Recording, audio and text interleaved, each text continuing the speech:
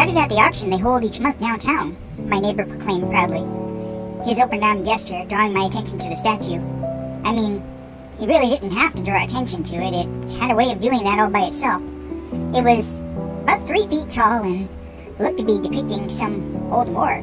Maybe the Civil War. I'm not sure. I don't claim to be an expert.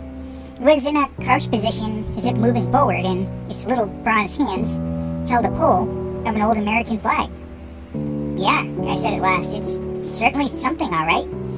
I looked at it over from all angles. Something was a bit off about this, but couldn't put my finger on it. It's going in the garden, my neighbor piped in.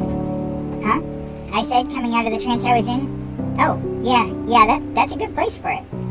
Its little face showed determination. The kind that took a lot of bravery to face a hail of bullets with only a flag to bear. But still, there seemed to be something else behind that face.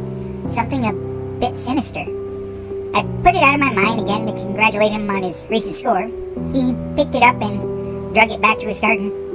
His garden, I frowned. My house was behind his. I'd get a good view of that thing each morning from my bedroom window. Still, could be worse. My neighbor was a bit eccentric at times, and this is a more reasonable purchase on his part. That evening, after getting ready for bed, I walked up to my window very slowly and pulled back the curtain. I looked out into the darkness of the night and was surprised I could see it so clearly. After a minute, I realized why. He'd put it in the garden, as he said, but he also put some solar lamps around it to keep it illuminated through the night. I looked closer. The flag. It seemed to be blowing in the wind, but that's impossible. It's made of the same bronze that the statue is. The next day I was making breakfast and on a whim went to my backyard to see the darn thing again. The morning light always seemed to vanquish the scariness the night brings, so I was okay.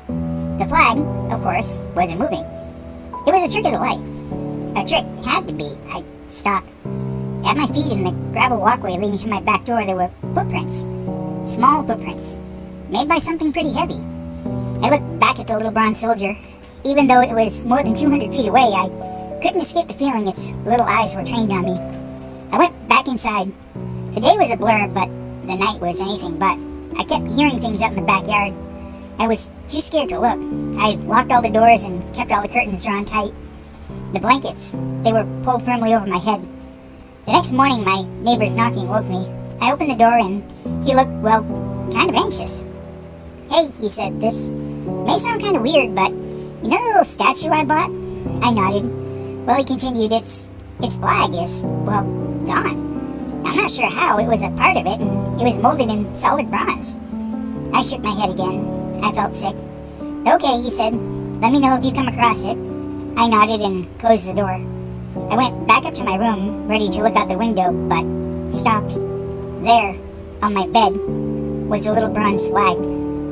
My blood ran cold.